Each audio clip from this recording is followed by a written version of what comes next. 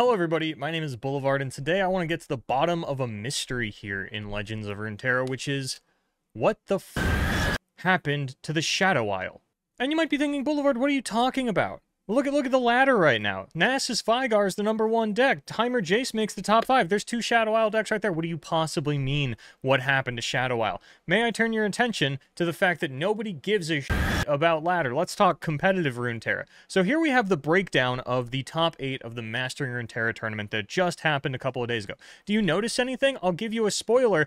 There's no Shadow Isle decks in the top 8. And you might be wondering, how could that possibly happen? Heimer, Jace, and Nasus are so popular. Now, I didn't go back and check the stats on Nasus specifically, but I did see that the highest seeded Heimer Jace player at the end of Swiss was at 20th place with a solid 4-3 record. Not even the highest seeded 4-3. They were like a middle of the pack 4-3 when it comes to tiebreakers. So, what happened? What does this mean? Here is the competitive year of 2023, starting with the World Ender Seasonal. This was still when we had top 32, so Red Gwen was the highest represented Shadow Isle deck. And you might be thinking, yeah, you know, after this, Rotation happened, and Vile Feast went, Withering Wail went, like those powerful Shadow Isle tools, we don't have them anymore, so like, you know, that's really all it was. And I'm telling you now, it wasn't. So, Red Gwen, highest represented Shadow Isle deck at this event. Sure, that's good. RIP Red Gwen, the last bastion of Shadow Isle. Then we get into the Glory and Navori Open. This is post-rotation. Many of you may remember the first Samira seasonal for Deep's standout performance as the highest represented Shadow Isle deck. No? Yeah, me neither. Then we get into the May WCQ. This is the one where Nasus popped up at the last minute. It took 11 spots, but again, just outside of the top 5 of the top 64, and this is the highest represented Shadow Isle deck for an entire year. This is as good as it gets, was the Nasus seasonal, where Nasus was a little bit of a letdown given the hype that it had going into the event. Then we take a look at Eternal, and you might be thinking, oh yeah, you know, Vile Feast, Withering Well, that's where... Wrong! Nasus, once again, the highest represented Shadow Isle deck, way down below, outside of the top 10 even, with just 5 players making it in to the top 64. And I know you're looking at that Feel the Rush, but it was 5 Ionia Feel the Rush and 2 Shadow Isle. Similarly, 3 Shadow Isle, 2 PNZ on the Karma set. So Nasus is the highest actual Shadow Isle deck. This is with Withering Wail, this is with Vile Feast, and yeah, it was a bit of a bad meta for those cards. You get thrown into the deep end and you get your pings back up against Plaza Guardians and Weapon Masters and timelines and things like that. Really just not a meta for those ping type effects to be good. Then we take a look at the second open, and Karma's set actually comes in. 10 Shadow Isle Karma's set. Once again, this is, I think, the only other time that we cracked into the top 5 post-rotation. Yeah, Karma's set is a good deck for showing off that Vile Feast and Withering Wail were the cards that were missing. But still, not the best representation, especially when you're tied for 5th place with Pirates. And I think when we actually look at the other regions, which is something that I haven't really been doing for these, you will find that, like, then we get down to 5 Shadow Isle decks, and again, that is the highest represented for EMEA at that seasonal. And when we look at APAC, I think, yeah, 3. Teemo Elise. Teemo Elise with 5 is the highest represented one at the second Eternal Open for APAC. Now, just to keep things homogenized, I'm going to keep only looking at the Americas. And then we have the most recent Heart of the Huntress Open, and... did I forget to highlight something? No, I have to scroll down. Heimer Jace with 2. Highest represented Shadow Isle deck at that event. So, what happened here? Why is this happening? What's up with the Shadow Isle? Because it is not just Vile Feast rotating. It is certainly more than that. Everybody lost something, and I think I have an idea of what it is. And this is patch 3.11. This, as you can see here at the date, oh, actually, you can't see the date, happened over a year ago on July 19th, 2022. Now, what is patch 3.11? It's the Gwen patch, where Gwen was released. It's also the last time that Shadow Isle got a champion. That's right, it's been over a year since there's been a new Shadow Isle champion. And I do want to, for the sake of fairness, I went back and checked some of the other regions. It's been... Nora came out at the end of August of last year, and that was the most recent Bandle City champion. Runeterra has been playing a lot of catch-up. Most regions have 10 or 11 champions, and there are now 10 Runeterra champions. So, like, it's actually been a while since most regions got a champion, and Shadow Isle's never really felt like a champ-specific region, right? Like, the Gwen decks are good. They were probably the most champion-specific decks that we got out of Shadow Isle, at least that I can recall. But so that was over a year ago. But how has Shadow Isle been affected by the balance patches that happened this year in 2023? So we got Soul Cleave as our new card. This is patch 4.1. So patch 4.0 is what kicked off 2023 Runeterra. We got Soul Cleave, which was cool, but, like, you never want to Soul Cleave a Shadow... Like, every Soul Cleave combo that has been conceptualized wasn't focused on a Shadow Isle card, unless it was Rekindler, which was just there to get you copies of a non-Shadow Isle champion while getting more bodies on board. So, the card that Shadow Isle got from the Variety Patch, not really great. You might think Boulevard, no one got anything good. Castigate. Nasus was a Castigate deck. That's all I'm saying. So, there were other things that happened in this balance patch. Quietus took a nerf. Obviously, that's a big one, but we're going to keep going. I'll promise I'll have a point here later on. Vaults of Helia got buffed in patch 4.2. That's pretty good. Atrocity also got removed from the game effectively. Well, we don't have to worry about that. But Vaults of Helia getting buffed is obviously very important because Nasus has been one of the top performing Shadow Isle decks seasonal in and out over the course of the year, and it's in big part to Vaults of Helia, which I'll explain in a minute here. Then we take a look at patch 4.4. This is when Opulent Foyer got nerfed, just in case there was any hope that Quinn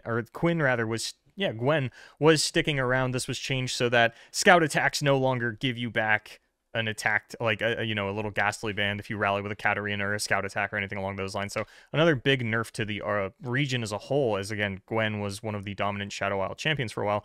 Then we have patch 4.5, which I think was the Eternal patch. This is where, like, Withering Wail got buffed, and a couple of other things happened. We got Escaped Abomination back, but there was one of these patches that I wanted to talk about, because... yeah, so Soul Harvest got buffed, rather. Soul Harvest got buffed in the same patch that Opulent Foyer got nerfed, and that's sort of, like, we got another buff here, like Deathless Night. Overall, I didn't really find any big noticeable pattern in terms of, like, the buffs and nerfs that have been happening to Shadow Isle over the course of the year. What I think it has more to do with is actually a bit of an identity shift. So when we look at Shadow Isle, what do you think of when you think Shadow Isle? Think about that for a second, because most people tend to think of, like, kill spells, safe deck, safe control, and when we look at things that say kill in Shadow Isle, at the moment, we're just looking at standard, because, again, I think a lot of people have it in their mind that, like, Vile Feast rotating killed the archetype. So we have Quietus, we have Hate Spike, we have Glimpse Beyond, we have Soul Harvest, Soul Cleave, Crumble, Vaults, Vengeance, sort of the big ones, right? Ruination, Utter Devastation. Of course, like, Quietus has been nerfed, Soul Harvest has been buffed, Hate Spike has been played around with on a couple of different levels, Crumble got buffed, all that good stuff. But this doesn't show the whole picture. We also have to look at Drain, because a couple of these do say Drain, like Grasp of the Undying, Piercing Darkness, Undergrowth. These all say Drain. Right? Piercing Darkness is okay, but it's really only ever seen play in one deck, and that's Heimer Jace. And granted, Heimer Jace is one of the better Shadow Isle decks out there for the course of pretty much the entire year. So can't be too mad at that one, but I do think that if nothing else, the Siren Song Seasonal did show us just how good Sunburst is, and how underwhelming Piercing Darkness can be, especially in comparison for the same, well, not quite the same cost point, as we did get a buff onto Sunburst, but Sunburst also deals 6 damage. I don't think Drain is as good as the premium we are paying for it these days. And Grasp of the Undying probably should be 4 mana as well. You know, we're looking at Withering Wail. Didn't really make an impact. That was a bit of a meta thing, but I do think Grasp could probably use a little bit of love. Undergrowth is... look, this card's, like, fine. If you want it to be good, yeah, you are going to have to either up the damage or lower the cost, but I think that you probably shouldn't. I think that'd be a little bit too much. I do think you should pay a bit of a premium for Drain. But what I want to focus on here is that when we look at the kill spells of Shadow Isle, you'll notice that we're not getting as many Vengeances. We're getting a lot more stat-based removal spells, which has never really been... wasn't Shadow Isle's thing in the beginning, right? Quietus has been changed to only kill things with a certain power and toughness threshold. Soul Harvest came out. That only kills things with 3 or less power. And now you're in this weird position where combat tricks are still getting printed at 1 mana. And because all of your damage or your stat-based removal in Soul Harvest and Quietus is slow speed, you're not only getting your removal countered by these combat tricks, but you're often getting punished for it, where if your opponent develops a unit and then you try to Quietus and they play a combat trick, not only did you lose your priority sequence, but you are also taking more damage than you would have if you had just kept your fat mouth shut and not tried to Quietus anything.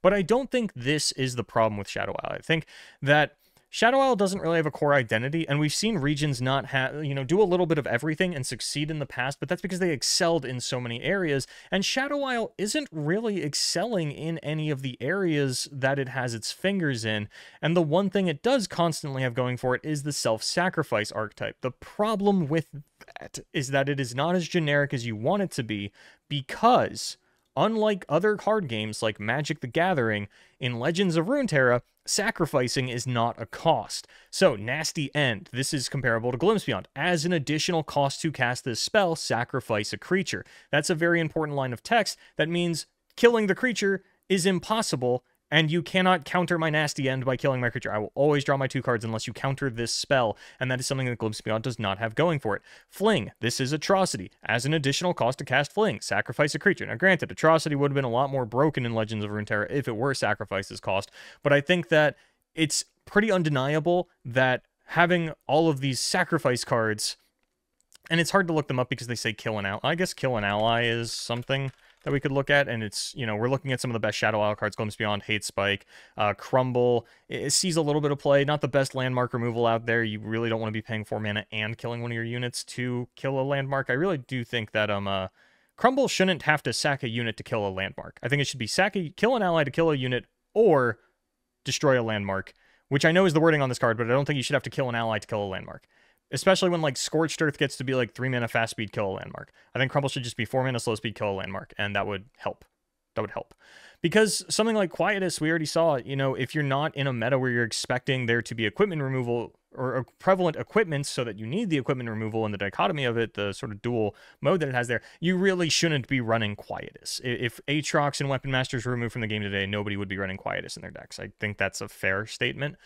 But when we look at the things that say kill an ally, do something. Glimpse Beyond, Hate Spike. These are some of the best cards in Shadow Isle, and they are also just not being played in most Shadow Isle decks, which is weird to say because what are most Shadow Isle decks? Again, it is really just Nasus and Heimer Jace that have been standing the test of time and performing over the course of the entire year. When we go back to this, we look at Birthing Pod, one of the best cards in Magic the Gathering at some point in the game's history, not currently, but again, sacrifice a creature, and this is just Vaults of Helia. But an important thing to note there is that means, like, Vaults of Helia does function as Birthing Pod more or less unchanged, in that Vaults of Helia still requires you to sacrifice as a cost. It is the only card in Legends of Runeterra, or at least in Shadow Isle, that actually sacrifices as cost, and I think it's no coincidence that once we got a sacrifice as cost card, that became one of the most prevalent Shadow Isle archetypes over the course of the year. Like, the reason that Nasus continues to be good is because it is the one that synergizes with the self-sacrifice archetype the best, right? Obviously, you are killing your own units, that is buffing up your Nasus. Vaults of Helia being sacrificed as cost is a huge deal. We see, yeah, no Glimpse Beyond even in the Nasus decks because it is just a little bit too easy to counter. Hate Spike, of course, though, a very good card for the deck, and like Soul Harvest, whatever. But the big thing about Soul Harvest as well is there's not a lot of targets in the current meta for Soul Harvest. And in matchups where there is a good target, Heimer Jace is one that comes to mind, funny enough, that is a Shadow Isle deck. But when you're looking at a champion like Heimerdinger and you're going, oh yeah, you know, like I need to have my 3 mana kill a Heimer, otherwise it's going to be mana negative for me to try to kill this Heimerdinger, because it's going to have to be at least 6 mana for a Vengeance or a Piercing Darkness or what have you. There are other things that you could Soul Harvest in the matchup. There are 3 damage turrets that are beating your ass. There are 3 3s coming off of whatever that are beating your ass, and you can't really afford to Soul Harvest them because you kind of have to save it for the Heimerdinger, or else you're taking a big net loss on your mana.